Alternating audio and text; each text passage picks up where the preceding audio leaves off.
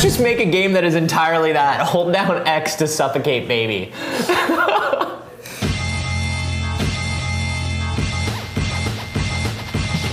So basically what happened is Warren Spector comes out in this interview last week and he's all like, dude, we have got to tone down the ultra violence in video games. And then everybody starts responding, including Cliffy B. Cliffy B should not have a thing to say in that conversation. Like, he makes violent video games for a living. Cliffy B has... The last game he made that didn't have violence in it was Jazz Jackrabbit, and he was 16, you know? Yeah, Jazz had a pretty big gun, though. Yeah, there you go. Like, what's that Cliffy B And his eyes were really menacing.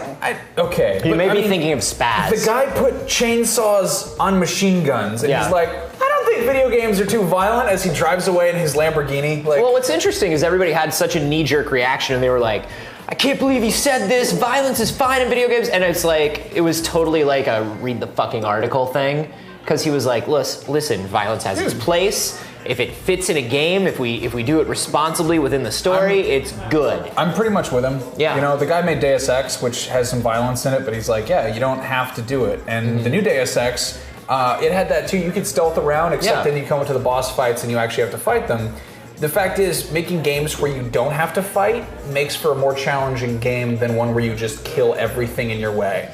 And if you did watch the trailers for for games at E3, I really like Dishonored. I know Dishonored is going to be one of those games where you don't have to kill everyone. Yeah.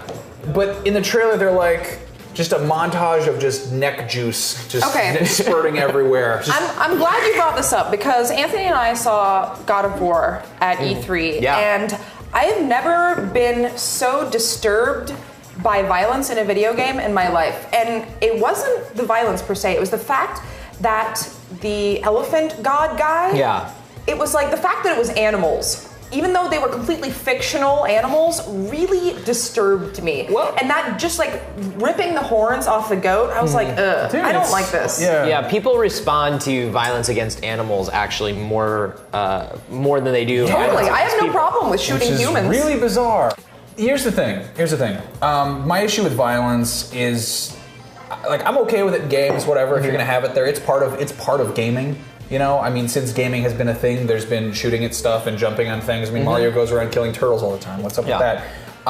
Poor things. The thing I hate is when it's just so over the top and there is nothing to balance it out. Yeah. And this is gonna be the weirdest thing to say, but one big thing for me when I'm playing a game is like, whether or not it makes like a game that I'm interested in or like that I'm really impressed by is like, would I want to show this to family members? Would I want to show this to people who aren't gamers? And that's not saying that I want something that's like pandering to the outside, but it's like Skyrim gets pretty brutal, but it's not just like a blood physics engine. Like it's just there's other stuff in violence there isn't too. the focus of Skyrim like it is in a lot of games. It's a well-rounded focus. And even with a game like Max Payne, it's like the amount of detail they put into, like costumes and art direction and writing and other stuff. And it's like the game mechanic is pretty much just shoot guys in the face, but at the same time they're also, pushing story and stuff like that. Well, so here's an interesting option, I guess. Zombies. All zombie games are incredibly violent. Do you think that kind of falls under the umbrella of this? Well, then you're getting into like a horror genre thing. And not necessarily, like Lollipop Chainsaw, for instance, incredibly violent. I wouldn't consider that a horror game, but it is very. But it is a horror. It is like a horror parody kind of exploitation movie thing. Lollipop Chainsaw had rainbows and glitter shooting out of things when you cut them. Exactly. It was on the ridiculous side of the spectrum. I thought that was really cool. Yeah, I like that. That impressed me. Yeah, I think with something like Lollipop Chainsaw, the tone really helps, and the fact that they've created like this sort of silly world and put it in there kind of helps, because it does.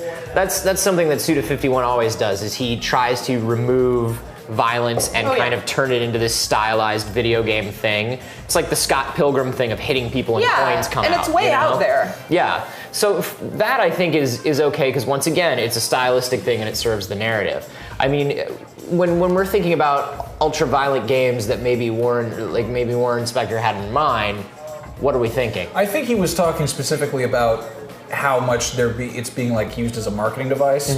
Like the Dishonored trailer. Dishonored is going to be a really, really good game, and that's actually made by Harvey Smith, who's one of the guys who worked on the original Deus Ex. Yeah. You know, with Warren Spector. And then in the trailer, they're like, again, slow motion montage of just people bleeding out the necks. That does not sell the game on a smart level. Well, that's like, how do you show somebody a 10-minute stealth route through a room in a 2-minute trailer and get them excited about the game? Like, I think that's the problem in marketing, is they go for whatever is like instantaneous reaction. But when you do actually play Dishonored, there is a lot of sneaking up behind guys and stabbing them in the neck and watching their necks squirt out blood. Like that was a really violent game. Like, even though it's not really action-packed, the action parts are violent. They showed me a demo. I mean, it can be violent. They showed me a demo where you can go through the entire level and literally not touch anybody. Yeah. You can. But how many people are going to play that way?